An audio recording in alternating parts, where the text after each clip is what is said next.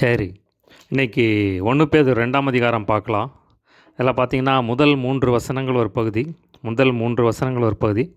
அந்த 3ஆம் வசனத்த தலைப்பா போட்டு வச்சுக்கோங்க.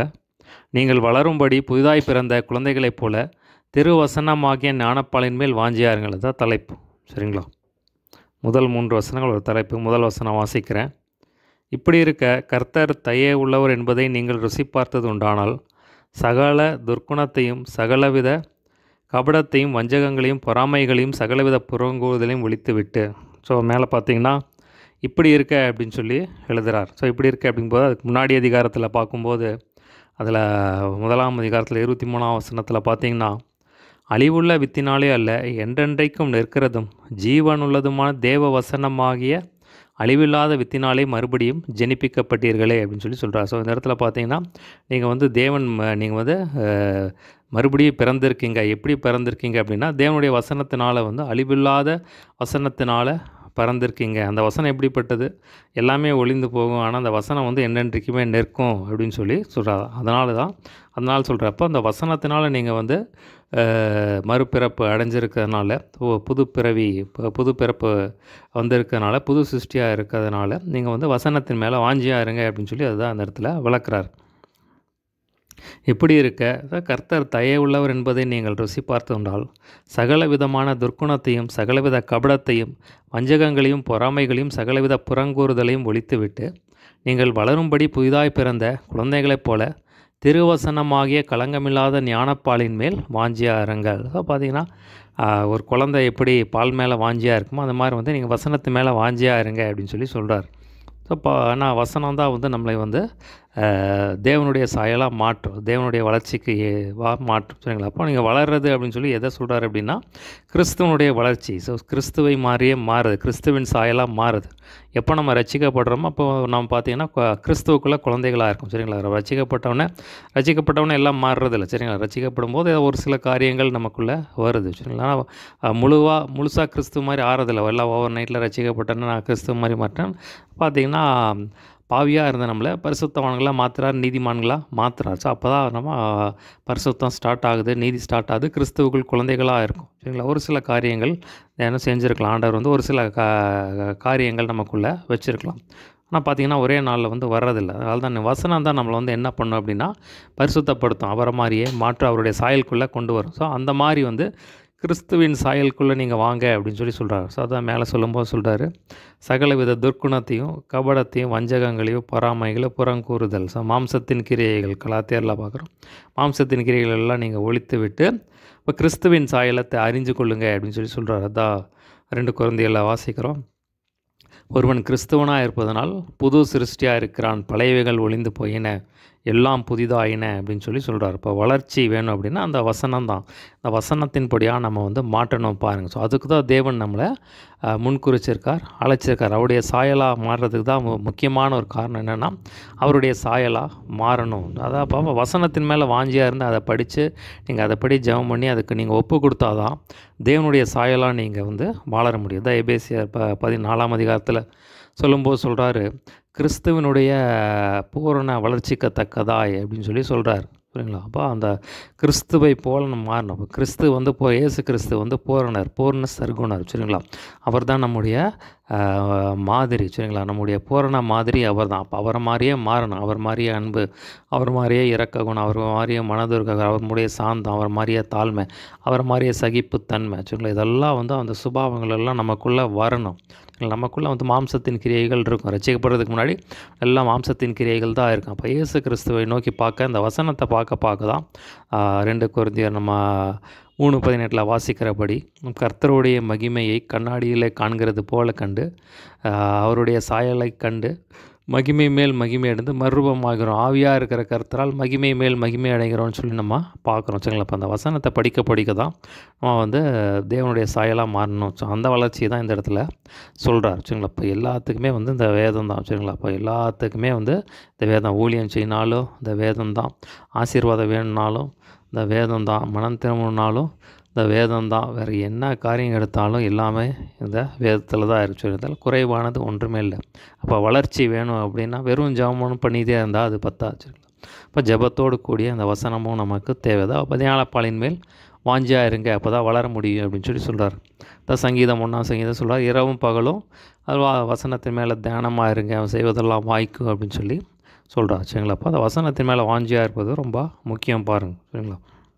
பார்த்திங்கன்னா ஸ்மித் விக்கிள்ஸ்வர்த் அப்படின்னு சொல்லி ஒரு பெரிய தேவ ஊழியக்காரர் பார்த்திங்கன்னா அநேக மரித்த பணங்களை வந்து எழுப்பியிருக்கார். ஸ்மித் விக்கிள்ஸ்வர்த்னு சொல்லி ஒரு பெரிய அநேக மரித்த பணங்களை அவர் எப்போ பார்த்திங்கன்னா அவருடைய கோட்டுக்குள்ளே பார்த்திங்கன்னா அந்த பைபிளை வச்சுருப்பாராம். அப்போ 15 நிமிஷத்துக்கு ஒரு வாட்டி எந்த ஒரு மீட்டிங் போனாலும் சரி, எங்கேயாவது ஒரு சின்ன ஒரு குழுவில் உட்காந்து யாராவது டிஸ்கஸ் பண்ணியிருந்தாலும் கொஞ்சம் 6 நிமிஷம் இருங்க அப்படின்னு சொல்லி 15 நிமிஷத்துக்கு ஒரு வாட்டி அந்த பைபிளை எடுத்து ஒரு வசனம் 2 வசனம் கொஞ்சம் வசனத்தை படித்து ஒரு முடிவு வைப்பாராம். 15 நிமிஷத்துக்கு ஒரு வாட்டி வந்து வசனத்தை வாசிச்சுக்கிட்டே இருப்பாராம். சரிங்களா? பார்த்திங்கன்னா நமக்குள்ள அந்த ஒரு வாஞ்சை இருக்குது. அந்த வாஞ்சை வந்து நமக்கு தேவை. சரிங்களா? அது ரொம்ப ரொம்ப முக்கியம் பாருங்கள். அப்போ நம்மக்கிட்ட கேட்கணும், ஆண்டவரே எனக்கும் இந்த வசனத்தின் மேலே ஒரு வாஞ்சியை கொடுங்க அப்படின்னு சொல்லி நம்ம கேட்கணும். அந்த சங்கீதம் 112 வாசிக்கிறோம், கர்த்தருக்கு பயந்து அவர் கட்டளைகளில் மிகவும் பிரியமாக இருக்கிற மனுஷன் பாக்கியவான் அப்படின்னு சொல்லி நம்ம ஆண்டவரே அந்த வசனத்தின் மேலே எனக்கு வாஞ்சை தேவை அப்படின்னு சொல்லி நம்ம கேட்கணும். அப்போ உலகத்தை நம்ம வெறுத்தாதான் இந்த வசனத்துக்குள்ளே நம்ம வர முடியும். பாருங்கள், இன்றைக்கி பார்த்திங்கன்னா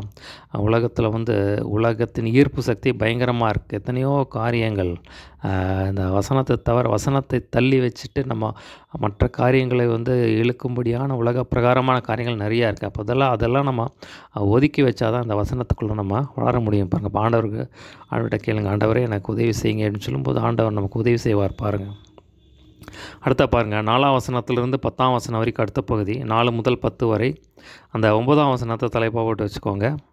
நீங்களோ உங்களை அந்தகாரத்தினின்று தம்முடைய ஆச்சரியமான ஒளியினிடத்திற்கு வரவழைத்தவருடைய புண்ணியங்களை அறிவிக்கும்படிக்கு தெரிந்து கொள்ளப்பட்ட சந்ததியாயும் ராஜரீகமான ஆசாரிய கூட்டம் பரிசுத்த ஜாதியும் அவருக்கு சொந்த ஜனமாயும் இருக்கிறதா தலைப்பு. சரிங்களா? 4 முதல் 10 வரை ஒரு பகுதி. அந்த 9ஆம் வசனம் தான் தலைப்பு. 4ஆம் வசனம் வாசிக்கிறேன். மனுஷரால் தள்ளப்பட்டதாயினும் தேவனால் தெரிந்து கொள்ளப்பட்டதும் வெளியேற பெற்றதுமாக இருக்கிற ஜீவனுள்ள கல்லாகிய அவரிடத்தில் சேர்ந்தவராகிய நீங்களும். மனுஷரால் தள்ளப்பட்டதாயின்னா ஜனங்கள் யூதர்கள் வந்து இயேசு கிறிஸ்துவை தள்ளி வச்சுட்டாங்க. இப்போ இயேசு கிறிஸ்து வந்து அவர் தான் மேசியா, அவர் தான் இரட்சகர் அப்படின்னு சொல்லி வந்து அவங்க வந்து ஏற்றுக்கொள்ளலை. அப்போ மனுஷர்கள் அவங்க தள்ளி வச்சாலும் தேவனால் தெரிந்து கொள்ளப்பட்டதும் வெளியேறப்போ பிதாவானவர் இயேசு கிறிஸ்துவை தெரிந்து கொண்டார். அதுதான் இந்த சொல்கிறார், தேவனால் தெரிந்து கொள்ளப்பட்டதும் வெளியேற பெற்றதுமாக இருக்கிற ஜீவனுள்ள கல்லாகிய அவரிடத்தில். இப்போ ஜீவனுள்ள கல்லாகிய அவர் யாருன்னா இயேசு கிறிஸ்து. பிதாவாகிய தேவன் இயேசு கிறிஸ்துவை வந்து உலக இரட்சகராக தெரிந்து கொண்டார். அப்போ ஜீவனுள்ள கல்லாகிய அவரிடத்தில் சேர்ந்தவராகிய நீங்கள் இயேசு கிறிஸ்துவத்தில் நம்ம ரட்சிக்கப்பட்ட அவருடைய பிள்ளைகளாக மாறி இருக்கோம்னு சொல்லி சொல்கிறார்.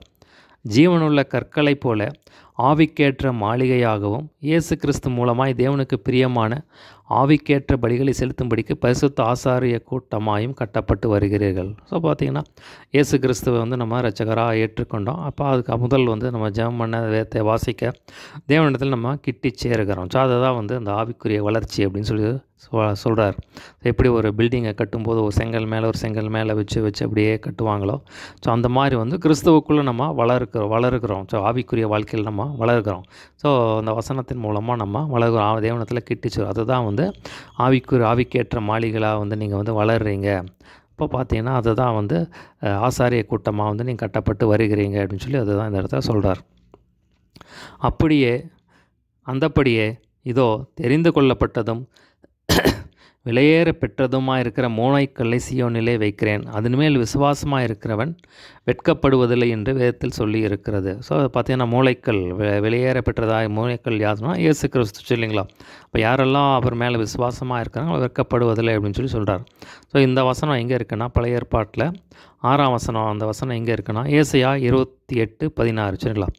அந்த 6ஆம் வசனம் பக்கத்தில் போட்டு வச்சுக்கோங்க. ஏசாயா 28:16. தெரிந்து கொள்ளப்பட்டதும் விலையேற பெற்றதுமாக இருக்கிற மூளைக்கல்லை சீயோனிலே வைக்கிறேன், அதுமேல் விசுவாசமாக இருக்கிறவன் வெட்கப்படுவதில்லை. இப்போ யாரெல்லாம் இயேசு கிறிஸ்துவை சொந்த இரட்சகராக ஏற்றுக்கணும் அவர் மேலே விசுவாசமாக அவர் வெட்கப்படுவதில்லைன்னு சொல்லி வேதாந்தத்தில் சொல்கிறத நம்ம பார்க்குறோம். ஆகையால் விசுவாசிக்கிற உங்களுக்கு அது விலையேற பெற்றது, கீழ்ப்படியாமல் இருக்கிறவர்களுக்கோ வீட்டை கட்டுகிறவர்களால் தள்ளப்பட்ட பிரதான மூலைக்கல்லாகிய அந்த கல் இடறுதற்கு ஏதுவான கல்லும் விழுதற்கு ஏதுவான கன்மலையும் ஆயிற்று. சரிங்களா? இப்போ இந்த சொல்கிறாரு, விசுவாசிக்கிற நமக்கு இயேசு கிறிஸ்து யாரெல்லாம் விசுவாசிக்கிறாங்களோ, அவருடைய சுவிசேஷத்தை கேட்டு யாரெல்லாம் விசுவாசிக்கிறாங்களோ, அது அவங்களுக்கு பலன் தருகிறதா இருக்குது, அது விலையேற பெற்றதாக இருக்குது. இப்போ எல்லாமே அவர் தான். இப்போ இயேசு கிறிஸ்துவும் வந்துட்டிங்கன்னா அவர் தான் எல்லாமே ரட்சகர், எல்லாமே சப்ளை பண்ணுறது எல்லாமே அவர் தான். அப்போ நம்ம கீழ்ப்படிஞ்சு சுவிசேஷர்களுக்கு அவர் எல்லாமே பலனாக இருக்கிறார். ஆனால் கீழ்ப்படியாதவர்களுக்கோ வீட்டை கட்டுகிறால் தள்ளப்பட்ட பிரதானமுள்ள அந்த கல் இடறுதற்கு ஏதுவான கல்லும் விழுதற்கு ஏதுவான கன்மலையும் ஆயிற்று. ஸோ அதை சொல்கிறார். ஸோ யாரெல்லாம் கீழ்ப்படியிலையோ அவங்களுக்கு பார்த்திங்கன்னா அது இடறுதற்கு ஏதுவான கல் அப்படின்னு சொல்லி சொல்கிறார். அவங்களால் அப்போ யார் சுவிசேஷத்துக்கு கீழ்ப்படியிலையோ அவங்களுக்கு இயேசு கிறிஸ்து ரட்சகராக இருக்க மாட்டாங்க, இருக்க முடியாது. அவங்களால ஒரு பரிசுத்த ஜீவியம் வாழ முடியாது. சரிங்களா? அவங்களால அவங்க ரட்சிப்பை பெற்றுக்கொள்ள முடியாது. ஆத்மாவில் ஒரு சந்தோஷம் வராது. ஆத்ம ரட்சிப்பு கிடைக்காது. அவங்களுக்கு ஒரு சந்தோஷமாக வாழ முடியாது. அதாவது உலக பிரகாரமாக வேணால் சிற்றின்பங்கள் ஆரம்பிச்சுக்கலாம் ஒழிய தேவன் தருகிற அந்த ரட்சிப்பின் சந்தோஷம் அவங்களுக்கு கிடைக்காது. பரிசுத்தமான வாழ்க்கையும் அவங்களால் வாழ முடியாது. சரிங்களா? பார்த்திங்கன்னா அந்த கல் இடறுதற்கு ஏதுவான கல்லும் விழுதற்கு ஏதுவான கன்மலையும் ஆயிற்று. ஸோ அந்த 7ஆம் வசனம் மூளைக்கல் அப்படிங்கிறது அது எங்கே இருக்குன்னா சங்கீதம் 118:22. சரிங்களா? 7ஆம் வசனம் பக்கத்தில் அந்த மூளைக்கல் அப்படிங்கிறது எங்கே இருக்குன்னா சங்கீதம் 118:22 7ஆம் வசனம் பக்கத்தில் போட்டு வச்சுக்கோங்க. அடுத்த பக்கத்தில் பார்த்திங்கன்னா அந்த கல் மூளைக்கல்லாகி அந்த கல் இடறுதற்கு ஏதுவான கல்லும் விழுதற்கு ஏதுவான கன்மலையும் ஆயிற்று. ஸோ அந்த பகுதி எங்கே இருக்குது அப்படின்னா ஏசாயா 8:14. சரிங்களா? அந்த பக்கத்தில் அதை போட்டு வச்சுக்கோங்க. 7ஆம் வசனம் பக்கத்துலேயே அந்த கல் இடறுதற்கு ஏதுவான கல்லும் விழுதற்கு ஏதுவான கன்மலையும் ஆயிற்று. ஸோ அந்த வசனம் ஏசாயா 8:14 பக்கத்தில் போட்டு வச்சுக்கோங்க. அவர்கள் திருவசனத்துக்கு கீழ்ப்படியாதவர்களாக இருந்து இடறுகிறார்கள், அதற்கென்றே நியமிக்கப்பட்டிருக்கிறார்கள். சரிங்களா? பார்த்திங்கன்னா வசனம் அவங்களுக்குள்ளே உள்ளே போகலை. அவங்க ரட்சிப்பை ஏற்றுக்கொள்ள இயேசுதான் ரட்சகர். அதனால் அவங்களுக்கு அந்த ரட்சிப்பு கிடைக்கல. அவங்களால் ஒரு பரிசுத்த வாழ்க்கை வாழ முடியும். ஆத்ம ரட்சிப்பு அவங்களுக்கு கிடைக்கல, அதனால் இடர்றாங்க அப்படின்னு சொல்லி சொல்கிறார். நீங்களோ உங்களை அந்தகாரத்தினின்று தம்முடைய ஆச்சரியமான ஒளியினிடத்திற்கு வரவழைத்தவருடைய புண்ணியங்களை அறிவிக்கும்படிக்கு தெரிந்து கொள்ளப்பட்ட சந்ததியாயும் ராஜரிகமான ஆசாரிய கூட்டமாயும் பரிசுத்த ஜாதியுமாயும் அவருக்கு சொந்த ஜனமாயும் இருக்கிறீர்கள். சொந்தத்தில் 4 காரியத்தை சொல்கிறாரு. அப்போ நீங்களோ அப்படின்னா ரட்சிக்கப்பட்ட நம்மளை சொல்கிறார். நீங்களோ உங்களை அந்தகாரத்தினின்று தம்முடைய ஆச்சரியமான ஒளியினிடத்துக்கு வரவழைத்துள்ள புண்ணியங்களை அறிவிக்கும்படிக்கு. பார்த்திங்கன்னா முதல்ல இருளின் ராஜ்யத்தில் இருந்தோம். பார்த்திங்கன்னா அவர் இயேசு கிறிஸ்துவின் ராஜ்யத்துக்குள்ளே தேவன் சேர்த்துட்டார். சரிங்களா? இருளின் ராஜ்யத்திலிருந்து ஒளியின் ராஜ்யத்துக்கு இது இயேசு கிறிஸ்துவனுடைய ராஜ்யத்துக்குள்ளே சேர்த்துட்டார் அப்படின்னு சொல்லி சொல்கிறார். அப்போ எதுக்கு தெரிந்து கொண்டார்னா அவரை அறிவிக்கும்படியா, அவருக்கு ஊழியம் செய்யும்படியா தெரிந்து கொண்டார். அப்போ தெரிந்து கொண்டதுனால அவர் சொல்கிறாரு, நீங்கள் தெரிந்து கொள்ளப்பட்ட சந்ததி, நாம் தெரிந்து கொள்ளப்பட்ட சந்ததி ஆகிட்டோம் அப்படின்னு சொல்லி சொல்கிறார். ராஜரீகமான ஆசாரிய கூட்டம். அடுத்து சொல்கிறார், நம்ம தான் அவருடைய ஊழியக்காரிகளாம் ஆண்டவர் தெரிந்து கொண்டார். அப்போ அவருக்கெல்லாம் ஊழியம் செய்கிறோம். நம்ம தான் ராஜரீக ஆசாரிய கூட்டமாக இருக்கோம். அவருக்கு ஊழியம் செய்கிறவர்களாம் தேவன் நம்மளை தெரிந்து கொண்டார் அப்படின்னு சொல்லி சொல்கிறார். பரிசுத்த ஜாதி, ஏன்னா இயேசு கிறிஸ்து பரிசுத்தர், பூர்ண பரிசுத்தர். அவர் தான் பூரணர், பூர்ண சர்க்குணர், பூரண பரிசுத்தர். சரிங்களா? பார்த்திங்கன்னா அவர் தம்முடைய சொந்த ரத்தத்தினால் நம்மை கழுவுனதுனால நம்ம அந்த பரிசுத்த ஜாதியாக நம்ம மாற்றிட்டார் சொல்லி சொல்கிறார். அவருக்கு சொந்த ஜனமாயும் இருக்கிறீர்கள். ஸோ நம்ம தான் அவருடைய சொந்த ஜனமாயிட்டோம். சரிங்களா? அப்போ அவருடைய ஃபேமிலியாக ஆண்டவர் வச்சுட்டார். நம்ம எபேசியர் 5ஆம் அதிகாரத்தில் பார்க்குறோம். அவருடைய மாம்சத்திற்கும் அவருடைய எலும்புகளுக்கும் உரியவர்களாக இருக்கிற அவருடைய அவயங்களாக இருக்கீங்க அப்படின்னு சொல்லி சொல்கிறார். அவருடைய அவயங்கள் அவருடைய சரீரத்தில் நம்ம அவயங்களாக இருக்கோம் அப்படின்னு சொல்லி சொல்கிறத நம்ம அந்தளவுக்கு ஆண்டவர் நம்மளை க்ளோஸாக சேர்த்துட்டார் அப்படின்னு சொல்லி சொந்த ஜனமாக மாற்றிட்டார்னு சொல்லி சொல்கிறார். முன்னே நீங்கள் தேவனுடைய ஜனங்களாக இருக்கவில்லை, இப்பொழுது அவருடைய ஜனங்களாக இருக்கிறீர்கள். முன்னே நீங்கள் இரக்கம் பெறாதவர்களாக இருந்தீர்கள், இப்பொழுது இரக்கம் பெற்றவர்களாக இருக்கிறீர்கள். ஸோ முன்னாடி பார்த்தா நம்ம ரட்சிக்கப்படல. அப்போ இயேசு கிறிஸ்துவனால் இயேசு கிறிஸ்துவனுடைய சுவிசேஷத்தை கேட்டு நம்ம ரட்சிக்கப்பட்டதுக்கப்புறம் அவருடைய ஜனங்களாக இருக்கோம் அப்படின்னு சொல்லி, அதனால் தேவனுடைய ஜனங்களாக ஆகிட்டீங்க, தேவனுடைய பிள்ளைகள் ஆகிட்டீங்க, அவர் இரக்கம் பெற்றவர்களாக மாறிட்டீங்க அப்படின்னு சொல்லி சொல்கிறார். அடுத்த பாருங்கள் 11-12 ஒரு பகுதி. இந்த 12ஆம் வசனம் பின்பகுதியை தலைப்பாக போட்டுக்கோங்க. நல்நடக்கை உள்ளவர்களாய் நடந்து கொள்ளுங்கள், அது தலைப்பாக போட்டு வச்சுக்கோங்க. சரிங்களா? இந்த 12ஆம் வசனம் பின்பகுதியில் நல்நடக்கை உள்ளவர்களாய் நடந்து கொள்ளுங்கள் சொல்லி சொல்கிறார். 11-12 11 வாசிக்கிறேன். பிரியமானவர்களே, அந்நியர்களும் பரதேசிகளுமாய் இருக்கிற நீங்கள் ஆத்துமாவுக்கு விரோதமாய் போர் செய்கிற மாம்ச இச்சைகளை விட்டு விலகி, புறஜாதிகள் உங்களை அக்கிரமக்காரென்று விரோதமாய் பேசும் விஷயத்திலே அவர்கள் உங்கள் நற்கிரியைகளைக் கண்டு அவற்றின் நிமித்தம் சந்திப்பின் நாளில் தேவனை மகிமைப்படுத்தும்படி நீங்கள் அவர்களுக்குள்ளே நல் நடக்கை உள்ளவர்களாய் நடந்து கொள்ளுங்கள் என்று உங்களுக்கு புத்தி சொல்கிறேன். ஸோ பார்த்தீங்கன்னா இந்த இடத்துல சொல்கிறாரு, இப்போ ரட்சிக்கப்பட்டதுக்கப்புறம் நமக்குள்ள மாம்சத்தின் கிரியைகள் இருக்கும், இச்சைகள் எல்லாம் இருக்கும். அதில் நீங்கள் அதுக்கு இந்த இடம் கொடுக்காதீங்க. அதை அப்போ புறஜாதிகள் உங்கள் அக்கிரமக்காரன்னு சொல்கிற விஷயத்தில் நீங்கள் விட்டு அதெல்லாம் விட்டுட்டு தேவனை பின்பற்றுங்கிற தேவனை மேம்படுத்தும்படி நீங்கள் நல் நடக்கை நற்சாட்சி உடையவர்களாக இருங்க, நல் நடக்கையை உடையவர்களாக இருங்கன்னு சொல்லி புத்தி சொல்கிறேன் அப்படின்னு சொல்லி சொல்கிறார். அடுத்த பாருங்கள், 13ஆம் வசனத்திலிருந்து 17ஆம் வசனம் வரைக்கும் அடுத்த பகுதி. அந்த 13ஆம் வசனத்தை தலைப்பாக போட்டு வச்சுக்கோங்க. நீங்கள் மனுஷருடைய கட்டளைகள் யாவற்றிற்கும் கர்த்தர் நிமித்தம் கீழ்ப்படியுங்கள். ஸோ அதுதான் தலைப்பு, சரிங்களா? 13 முதல் 17 வரை. நீங்கள் மனுஷருடைய கட்டளைகள் யாவற்றிற்கும் கர்த்தர் நிமித்தம் கீழ்ப்படியுங்கள். ஸோ பார்த்திங்கன்னா இந்த சொல்கிறாரு, நீங்கள் உங்கள் எஜமான்களுக்கு உங்கள் மேலான அதிகாரம் உள்ளவர்களுக்கு கீழ்ப்படிங்க அப்படின்னு சொல்லி சொல்கிறார். இதே காரியம்தான் ரோமர் 13ஆம் அதிகாரத்துக்கும் 13ஆம் அதிகாரத்தில் சொல்கிறார். நீங்கள் மேலான அதிகாரம் உள்ளவர்களுக்கு கீழ்ப்படியுங்கள். இப்போ அதிகாரத்துக்கு எதிர்த்து நிற்க தேவனுடைய நியமத்துக்கே எதிர்த்து நிற்கிறான். அதிகாரங்கள் எல்லாம் தேவன் தான் ஏற்படுத்தினது அப்படின்னு சொல்லி சொல்கிறார். மேலான அதிகாரம் உள்ள ராஜாவுக்கானாலும் சரி, தீமை செய்கிறவர்கள் ஆக்கினையும் நன்மை செய்கிறவர்களுக்கு புகழ்ச்சியும் உண்டாகும்படி அவனால் அனுப்பப்பட்ட அதிகாரிகளுக்கானாலும் சரி கீழ்ப்படியுங்கள். ஸோ பார்த்திங்கன்னா மேலான அதிகாரங்களுக்கு அந்த அதிகாரிகள் தீமை செஞ்சாலும் சரி நன்மை செஞ்சாலும் சரி பார்த்திங்கன்னா நீங்கள் அவங்களுக்கு கீழ்ப்படிங்க அப்படின்னு சொல்லி சொல்கிறார். நீங்கள் நன்மை செய்கிறதிலே புத்தியீன மனுஷருடைய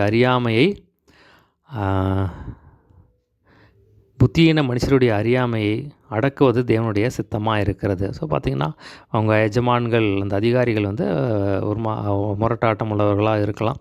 ஆனால் நீங்கள் நன்மை செய்யும்போது அது அவர்களுடைய அறியாமையை அடக்குவது தேவனுடைய சித்தமாக இருக்குது அப்படின்னு சொல்லி சொல்கிறார். சுயாதீனம் உள்ளவர்களாக இருந்தும் உங்கள் சுயாதீனத்தை துர்க்குணத்திற்கு மூடலாக கொண்டிராமல் தேவனுக்கு அடிமைகளாக இருங்கள். ஸோ சொல்கிறார், நம்ம சுயாதீனம் உள்ள நம்ம ரட்சிக்கப்பட்டோம். அப்போ இயேசு கிறிஸ்துவுக்குள்ளே நம்ம சுயாதீனம் உள்ளவர்கள்னால் விடுதலையானவர்கள்.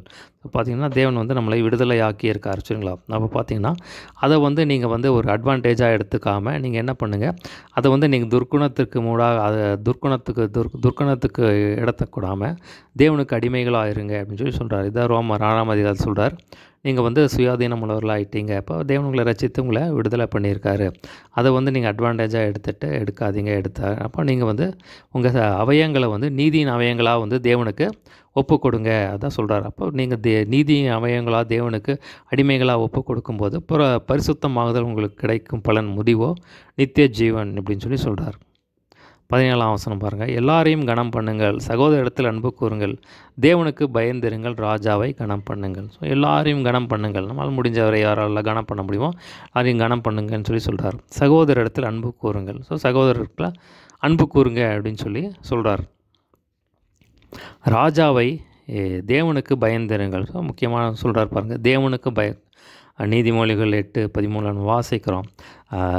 தீமையை வெறுப்பதே கர்த்தருக்கு பயப்படும் பயம் அப்படின்னு சொல்லி நம்ம பார்க்குறோம். ஸோ கர்த்தருக்கு பயப்படுதுன்னா மனுஷர் தீமையை விட்டு பாவம் செய்கிறதுக்கு பயப்படுறது. அதுதான் தேவனுக்கு பயப்படும் பயம். அப்படின்னா பாவம் செய்கிறதுக்கு தப்பு செய்கிறதுக்கு பயப்படுறது. ஸோ அதுதான் தேவனுக்கு பயப்படும் போது அதுதான் நமக்கு நடக்கிற ஒரு காரியம், சரிங்களா? துணிகரமாக இந்த பாவத்தையும் செய்ய மாட்டாங்க, அதுக்கு பயப்படுவாங்க. அதுதான் அந்த மாதிரி தேவனுக்கு பயந்துருங்க அப்படின்னு சொல்லி சொல்கிறார். சங்கீதம் 19:9 வாசிக்கிறோம். தேவனுக்கு பயப்படும் பயம் சுத்தமும் என்றென்றைக்கும் நிலைத்திருக்கிறமா இருக்குதுன்னு சொல்லி நம்ம வாசிக்கிறோம். ராஜாவை கனம் பண்ணுங்கள். ஸோ முடிஞ்ச அளவுக்கு நம்ம உயர் அதிகாரிகளுக்கு இல்லை கவர்மெண்ட் அஃபீஷியல்ஸுக்கு மேலான அதிகாரிகளுக்கு நீங்கள் அவங்கள கனம் பண்ணுங்க அப்படின்னு சொல்லி சொல்கிறார்.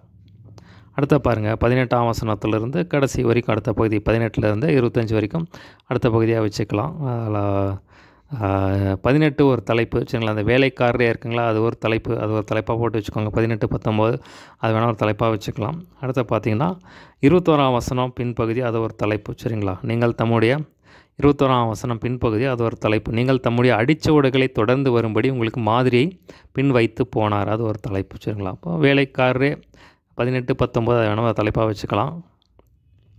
வேலைக்காரருக்கு எப்படி இருக்கணும் அப்படின்னு சொல்லி சொல்கிறார். வேலைக்காரரே, அதிக பயத்துடனே உங்கள் எஜமான்களுக்கு கீழ்ப்படிந்திருங்கள்.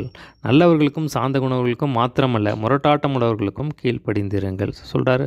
நீங்கள் உங்கள் வேலைக்காரரே எஜமான்களுக்கு பயத்துடனே கீழ்ப்படிந்திருங்க. நல்லவர்களுக்கு சாந்த குணம் இல்லை, முரட்டாட்டம் உள்ளவர்களுக்கும் கீழ்ப்படிங்க அப்படின்னு சொல்கிறார். ஏனெனில் தேவன் மேல் பற்றுதலாக இருக்கிற மனசாட்சியின் நிமித்தம் ஒருவன் அநியாயமாய் பாடுபட்டு உபத்திரவங்களை பொறுமையாய் சகித்தால் அதுவே பிரீதியாக இருக்கும். ஸோ பார்த்திங்கன்னா நீங்கள் நல்லது செய்கிறீங்க, ஆனால் பார்த்திங்கன்னா நீங்கள் அது பொறுமையாக சகிக்கிறீங்க, அது தேவனுக்கு பிரியமாக இருக்கும் அப்படின்னு சொல்கிறார். 20ஆம் வசனம் பாருங்கள். நீங்கள் 20-21 முக்கியமான பகுதி. நீங்கள் குற்றம் செய்து அடிக்கப்படும் போது பொறுமையோடு சகித்தால் அதனால் என்ன கீர்த்தி உண்டு? நீங்கள் நன்மை செய்து பாடுபடும் போது பொறுமையோடு சகித்தால் அதுவே தேவனுக்கு முன்பாக பிரீதியாக இருக்கும். இதற்காக நீங்கள் அழைக்கப்பட்டும் இருக்கிறீர்கள். ஏனெனில் கிறிஸ்துவும் உங்களுக்காக பாடுபட்டு நீங்கள் தம்முடைய அடிச்சுவடைகளை தொடர்ந்து வரும்படி உங்களுக்கு மாதிரியை பின்வைத்து போனார். சரிங்களா? பார்த்தீங்கன்னா சொல்கிறாரு, நீங்கள் குற்றம் செய்து அடிக்கப்படும் போது பொறுமையாக அதனால் என்ன கீர்த்தி உண்டு? நீங்கள் தப்பு பண்ணிட்டீங்க, அதை அப்புறம் நீங்கள் அதனால் தண்டிக்கப்படுறீங்க, அதை நீங்கள் சகிச்சிங்கன்னா அதில் என்ன பெருமை இருக்குது? நீங்கள் பார்த்தீங்கன்னா நீங்கள் தப்பே பண்ணல, ஆனால் பார்த்தீங்கன்னா அப்போவும் நீங்கள் பாடுபடுத்தப்படுறீங்க, துன்பப்படுறீங்க, அதை நீங்கள் பொறுமையாக சகிச்சா அதுவே தேவனுக்கு முன்பாக அது பிரியமாக இருக்கும் அப்படின்னு சொல்கிறார். இதற்காக நீங்கள் அழைக்கப்பட்டும் இருக்கிறீர்கள். ஏனெனில் கிறிஸ்துவும் உங்களுக்காக பாடுபட்டு நீங்கள் தம்முடைய அடிச்சுவடுகளை தொடர்ந்து வரும்படி உங்களுக்கு மாதிரியை வைத்து போனார். சரிங்களா? இந்த இடத்துல தான் புதிய ஏற்பாட்டிலே தேவன் நமக்கு மாதிரியாக இருக்கான்னு சொல்லி நம்ம அந்த இடத்துல பார்க்குறோம். அப்போ நமக்கு பூரண மாதிரி யாருன்னா இயேசு கிறிஸ்து தான். எல்லா காரியத்துக்குமே நமக்கு பூரண மாதிரி யாருன்னா இயேசு கிறிஸ்து தான். சரிங்களா? அப்போ நம்ம கேட்கணும், ஒரு நானும் இன்னைக்கு கேட்குறது தான், ஆண்டவரே என்ன நம்ம போல் மாற்றுங்க. என்கிட்டயும் நிறைய குறைகள் இருக்குது. சரிங்க, எல்லாருக்கிட்டையும் குறைகள் இருக்குது. குறைகள் இல்லாத மனுஷர்களே இல்லை. இப்போ பூர்ணத்தை நோக்கி எல்லாம் ஓடிக்கிட்டு இருக்கோம். சரிங்களா? அதான் வேதத்தில் பார்க்குறோம். பரிசுத்தம் உள்ளவன் இன்னும் பரிசுத்தமாகட்டும், நீதி செய்கிறவன் இன்னும் நீதி செய்யட்டும். ஆண்டவரே, ஒவ்வொரு நாள் நான் கேட்குறது தான், ஆண்டவரே ஊழியம் மற்ற காரியங்கள் எல்லாம் ரெண்டாவது வச்சுங்களா, மற்ற எல்லா காரியங்களும் செய்யணும். இயேசுவை போல் நம்ம மாறணும். வச்சுங்களா? அதுதான் மேலானது, அதுதான் உன்னதமானது. வச்சுங்களா? அதுதான் நம்ம டாப் ப்ரையாரிட்டி அதுதான். வச்சுங்களா? இயேசுவை போல் மாறணும். சரிங்களா? நம்ம மூலமாக 1000 அற்புதம் நடக்கலாம், 1000 ஊழியங்கள் நடக்கலாம், என்ன காரியங்கள் சரி, நம்ம இயேசு கிறிஸ்துவுக்கு பிரியமாக நடக்கிறோமா? இயேசு கிறிஸ்துவை பிரதிபலிக்கிறோமா? இயேசு கிறிஸ்துவின் சாயல் நமக்குள்ளே இருக்கிறதா? இப்போ இயேசு கிறிஸ்துவின் நிருபங்களாக இருக்கிறோமா? இதுதான் ரொம்ப முக்கியம். சரிங்களா? அப்போ நம்மளுடைய ஊழியத்தை பார்த்து ஜனங்கள் அட்ராக்ட் ஆவாங்க, ஆனால் நம்முடைய வாழ்க்கையை பார்த்து தேவன் அட்ராக்ட் ஆவார். சரிங்களா? இப்போ ஊழியங்களை பார்த்து நம்ம தனிப்பட்ட வாழ்க்கை நம்ம பரிசுத்தமாக இருந்தால் அது தேவனுக்கு பிரியமாக இருக்கும் பாருங்கள். நம்ம கிறிஸ்துவை வெளிப்படுத்துகிறவர்களாக இருந்தால் அது தேவனுக்கு பிரியமாக இருக்கும் பாருங்கள். நம்ம அந்தரங்கத்தை பார்க்குற தேவன். சரிங்களா? இப்போ நம்ம ஆண்டவர்கிட்ட கேட்கணும். இன்றைக்கி நான் கேட்குறது, ஆண்டவரே நம்ம போல் மாற்றுங்க, ஆண்டவரே எனக்கு உதவி செய்யுங்க, ஆண்டவரே உம்முடைய வசனத்துக்கு கீழ்ப்படி எனக்கு உதவி செய்யுங்க, போல் மாற்றுங்கன்னு ஒவ்வொரு நாள் நான் அதுதான் ஆண்டவர்கிட்ட கேட்டுட்ருக்கேன். இன்னும் நான் பூர்ணத்தை நோக்கி நம்ம போயிட்டுருக்கோம் பாருங்கள். இப்போ யோசேப்பு பாருங்கள், தப்பே பண்ணல, ஆனால் பிடிச்சி அவங்க என்ன பண்ணாங்க, அவரை பொறுமையாக அதை சகிச்சார். சரிங்களா? அவர் பிடிச்சி உள்ள ஜெயிலில் போட்டாங்க, ஜெயிலில் உபத்திரவப்பட்டார், பொறுமையோடு சகிச்சார். அப்போ தேவனுக்கு அது பிரியமாக இருந்துச்சுன்னு சொல்லி நம்ம பார்க்குறோம். சரிங்களா? அப்போ இதற்காகவே இப்போ இயேசு கிறிஸ்து அப்படி தான் பாடுபட்டார். இதற்காக நீங்கள் அழைக்கப்பட்டும் இருக்கிறீர்கள். கிறிஸ்துவும் உங்களுக்காக பாடுபட்டு தம்முடைய அடிச்சுவடைகளை தொடர்ந்து வரும்படி மாதிரியை வைத்து போனார். இப்போ இயேசு கிறிஸ்து அடிக்கப்படும்போது பொறுமையாக சகிச்சார். சரிங்களா? அந்த மாதிரியை நம்ம பின்பற்றணும் பாருங்கள். அதான் நம்ம வேதத்தில் பார்க்குறோம். 1 கொரிந்தியர் 13 அன்பை பற்றி நம்ம பார்க்கும்போது, அன்பு சகலபத்தையும் தாங்கும், சகலபத்தையும் சகிக்கும்னு சொல்லி பார்க்குறோம். அப்போ அந்த அன்பு, அந்த தேவனுடைய அன்பு நமக்குள்ளே இருந்தால் தான் இதை நம்ம சகிக்க முடியும் பாருங்கள். அப்போ தான் சத்ருவை நேசிக்கிற அன்பு நமக்குள்ளே வரும். இதை நம்ம எதுவுமே கஷ்டம், அதாவது தேவன் முடியாது கிடையாதுங்களா, முடியாத ஆண்டவர் சொல்ல மாட்டார். இப்போ ஆண்டவர்கிட்ட கிருபை கேட்கணும் பாருங்கள். அவர் கிருபை கொடுக்கும்போது நிச்சயமாக நம்ம அப்படி நடக்க முடியும் பாருங்கள். 22ஆம் வசனம் பாருங்கள். அவர் பாவம் செய்யவில்லை, அவருடைய வாயில் வஞ்சனை காவப்படவும் இல்லை. சொல்லலாம். இப்போ இயேசு கிறிஸ்து பாவம் செய்யலை. உலகத்தில் பிறந்து பாவம் செய்யாத ஒரே ஒருவர் யார் அப்படின்னா இயேசு கிறிஸ்து மாத்திரம்தான். சரிங்களா? இப்போ பாவம் செய்யாத ஒரே ஒருவர்னால் இயேசு கிறிஸ்து மாத்திரம்தான். யோவான் 8:46 சொல்லும்போது சொல்கிறாரு, என்னில் பாவம் உண்டு என்று உங்களில் யார் என்னை குற்றப்படுத்த முடியும் அப்படின்னு சொல்லி கேட்குறாரு பாருங்க. சரிங்களா? அப்போ அவர் பாவம் செய்யவில்லை. நம்ம கேட்கணும், ஆண்டவரே நானும் பாவம் செய்யக்கூடாது, அவனுக்கு என்னிடத்தில் ஒன்றுமில்லைன்னு சொல்லி ஆண்டவர் சொல்கிறத நம்ம பார்க்குறப்ப நம்ம கேட்கணும், ஆண்டவரே பாவம் இல்லாத ஒரு பரிசுத்த வாழ்க்கை எனக்கு கொடுங்க ஆண்டவரே, மாதிரி நான் பாவம் செய்யக்கூடாது ஆண்டவரேன்னு சொல்லி அவருடைய வாயிலே வஞ்சனை காணப்படவும் இல்லை. இப்போ வாயை எப்படி கரெக்டாக யூஸ் பண்ணியிருக்காரு பாருங்கள். இப்போ நம்ம கேட்கணும், ஏசப்பா என் வாயை காவல் வைங்க, வாய்க்கு பிரியமான வார்த்தைகள் எல்லாம் நமக்கு பிரியமாக இருக்கட்டும், மற்றவர்களை கட்டி எழுப்புகிற வார்த்தைகள் இருக்கட்டும் ஆண்டவரேன்னு சொல்லி நம்ம வந்து ஆண்டவர்கிட்ட கேட்கணும். அப்போ உம்மை மாதிரி என்னை மாற்றுங்க ஆண்டவரே, நீங்கள் எப்படி வாயை வந்து ஞானமாக யூஸ் பண்ணீங்க, அப்படியா யூஸ் பண்ண எனக்கு கிருபை செய்யுங்க அப்படின்னு சொல்லி நம்ம ஆண்டவர்கிட்ட கேட்கணும் பாருங்கள். இப்போ இயேசு கிறிஸ்து தான் நமக்கு மாதிரி பாருங்க. ஸோ இப்போ நீங்கள் இதெல்லாம் வந்து உண்மையாக நீங்கள் கேட்கும்போது இந்த காரியத்தை அப்படியே தேவன் உங்களுக்குள்ளே வச்சுருவார் பாருங்க. சரிங்களா, இந்த கிருபையை அப்படியே தூக்கி வச்சுருவார். சரிங்களா, ஆண்டவரே பாவம் செய்யக்கூடாது, எனக்கு உதவி செய்யுங்கன்னு சொல்லி இதில் வாஞ்சியாக இருக்கும்போது நிச்சயமாக செஞ்சிருவார். சரிங்களா, அதே மாதிரி ஆண்டவரே நான் வாயை கரெக்டாக பயன்படுத்தணும். ஏன்னா இன்றைக்கி பார்த்தீங்கன்னா இன்றைக்கி நிறைய குடும்பங்கள் உடைந்து போகிறதுக்கு காரணமே இந்த வாய் தான். சரிங்களா, அந்த வாய் வந்து விஷம் நிறைந்ததாக இருக்குது, நரகத்திலே தள்ளி போடுகிறது அப்படின்னு சொல்லி நம்ம பார்க்குறோம். ஆயுள் சக்கரத்தை கொளுத்து விடுகிறதா இருக்குது, நரகத்தில் தள்ளி விடுகிறதா இருக்குன்னு சொல்லி நம்ம பார்க்குறோம். அப்போ நாவை வந்து கேர்ஃபுல்லாக யூஸ் பண்ணணும் பாருங்கள். ஆண்டவர் இடத்துல ஒப்பு கொடுக்கணும் பாருங்கள். அப்போ நம்ம அதுக்கு தான் இந்த வசனத்தின் மேலே வாஞ்சியாருங்க அப்படின்னு சொல்லி சொல்கிறார். இப்போ நான் வசனத்தை வச்சு கேட்கும்போது அந்த வசனத்தில் தான் ஜீவன் இருக்கு. இப்போ நீங்கள் வசனத்தை எது வச்சு கேட்டினாலும் அதெல்லாம் வந்து ஆண்டவர் செஞ்சிருவார் பாருங்கள். அவர் வையப்படும்போது பதில் வையாமலும் பாடுபடும்போது பயமுறுத்தாமல் நியாயமாக தீர்ப்பு செய்கிறவருக்கு தம்மை ஒப்பு கொடுத்தார். பார்த்திங்கன்னா அவர் இயேசுவை திட்டினாங்க, ஆனால் அவர் அமைதியாக இருந்தார். பாடுபடும்போது யாரையும் பயமுறுத்தலை. அப்போ நியாயமாய் தீர்ப்பு செய்கிற பிதாவுக்கு தம்மை வந்து ஒப்பு கொடுத்தாருன்னு சொல்லி நம்ம பார்க்குறோம். இதெல்லாம் ஏன் இவ்வளோ பாடுபட்டான்னு நமக்காக தான், நம்முடைய பாவங்களை மன்னிப்பதற்காக, நம்ம வச்ச நேசத்துக்காக. 24 பாருங்கள், நாம் பாவங்களுக்கு செத்து நீதிக்கு பிழைத்திருக்கும்படி அவர் தாமே தமது சரீரத்திலே நம்முடைய பாவங்களை சிலுவையின் மேல் சுமந்தார், அவருடைய தழும்புகளால் குணமானீர்கள். சரிங்களா, நம்ம எல்லாமே வந்து நம்முடைய பாவங்களுக்காக செய்தார். நம்முடைய பாவங்களுக்காக நாம் பாவங்களுக்கு செத்து நீதிக்கு பிழைக்கும்படிக்கு அவர் தாமே நம்முடைய பாவங்களை சிலுவையில் சுமந்தார். இப்போ இயேசு கிறிஸ்து சிலுவைக்கு போனதால் நம்ம பாவங்கள் எல்லாம் அவர் மேலே ஊற்றப்பட்டுச்சு. நம்ம பாவங்கள் எல்லாம் சுமந்து தீர்த்துட்டார். அதனால் வந்து நம்ம இலவசமாக பரிசுத்தவான்களாக மாறிட்டோம், நீதிமான்களாக மாறிட்டோம் பாருங்கள். அடுத்த ஒரு வசனம் சொல்லுது பாருங்கள், அவருடைய தழும்புகளால் குணமானீர்கள். சரிங்களா, அவர் அப்போ நம்முடைய வியாதிகளை, நம்ம நோய்களை எல்லாவற்றையும் தேவன் வந்து சிலுவையில் சுமந்து தீர்த்துட்டா. சரிங்களா, இப்போ இந்த வசனத்தை சொல்லி நான் அநேக முறை எனக்கு இருக்க சில பலவீனங்கள், வியாதிகளெல்லாம் இந்த வசனத்தை சொல்லி ஜெபம் பண்ணும்போது அந்த வியாதிகள் சுகமானதை வந்து நான் வாழ்க்கையில் பாட்டுறேன். சரிங்களாப்பா, தலைமுகளாக என்னை சுகமாக்கி விட்டீரே சோதனை வியாதியை பார்த்து சொல்லிக்கிட்டே இருப்பேன். திடீர்னு பார்த்தீங்கன்னா அது காணாமல் போயிடும் பாருங்க. இப்போ பார்த்தீங்கன்னா நீங்களும் அந்த மாதிரி செய்யலாம். சரிங்களாப்பா, ஒரு தலைமுகளால் நம்ம வந்து குணமாயிருட்டோம் அப்படின்னு சொல்லி நம்ம விதத்தில் பார்க்குறோம். அதற்கான ஒரு கிரயத்தை வந்து ஆண்டவர் ஏற்கனவே செஞ்சு முடிச்சிட்டார். அது கேன்சர் ஆனாலும் சரி, காய்ச்சல் ஆனாலும் சரி, என்ன ஆனாலும், என்ன ஒரு பலவீனமாக வியாதியாக இருந்தாலும் சரி, நோயை எப்பேற்பட்ட வியாதியாக இருந்தாலும் சரி, தேவன் வந்து அதை வந்து குணமாக்கிட்டார். சரிங்களா, அப்போ நீங்கள் விசுவாசத்தை சொல்ல அது வந்து ஒன்றும் இல்லாமல் போயிடும் பாருங்கள். சிதறுண்ட ஆடுகளைப் போல் இருந்தீர்கள், இப்பொழுது உங்கள் ஆத்மாக்களுக்கு மெய்ப்பரும் கண்காணியுமானவரிடத்தில் திருப்பப்பட்டிருக்கிறீர்கள். ஸோ பார்த்திங்கன்னா முன்னாடி வந்து நம்ம ரட்சிக்கப்படுறதுக்கு முன்னாடி எப்படியோ இருந்தோம். ஆனால் தேவன் தம்முடைய விலையேறப்பட்ட ரட்சிப்பை கொடுத்து பார்த்திங்கன்னா அவர் இடத்துல திருப்பி இருக்கார். இப்போ மெய்ப்பர் யாருன்னா அவர் தான் பிரதான மெய்ப்பர். சரிங்களா, பிரதான மெய்ப்பர் இயேசு கிறிஸ்து, கண்காணியானவர் அவர் தான். அவர் இடத்துல திருப்பப்பட்டிருக்கோம் அப்படின்னு சொல்லி சொல்கிறார். சரிங்களா, முன்னாடி வந்து எப்படியோ அலைஞ்சிக்கிட்டு இருந்தோம், ஆனால் பார்த்திங்கன்னா தேவன் வந்து நம்மளை வந்து அவர் பக்கமாக திருப்பிட்டார் அப்படின்னு சொல்லி சொல்கிறார். சங்கீதம் 23 பார்க்குறோம், கர்த்தர் என் மேய்ப்பராக இருக்கிறார், நான் தாழ்ச்சி அடையேன், அவர் புல்லிடங்களில் மேய்க்கிறான்னு சொல்லி நம்ம பார்க்குறோம். யோவான் 15 பார்க்குறோம், நீங்கள் என்னை தெரிந்து கொள்ளவில்லை, நான் உங்களை தெரிந்து கொண்டேன். அவரை தேடி வந்து நம்ம ரசித்ததை நம்ம அந்த இடத்துல பார்க்குறோம். சரிங்களா, அதில் என்ன பார்த்தோம் அப்படின்னா, நீங்கள் வந்து வளரும்படி வசனத்தின் மேலே வாஞ்சியாக இருங்கன்னு சொல்லி சொல்கிறார்.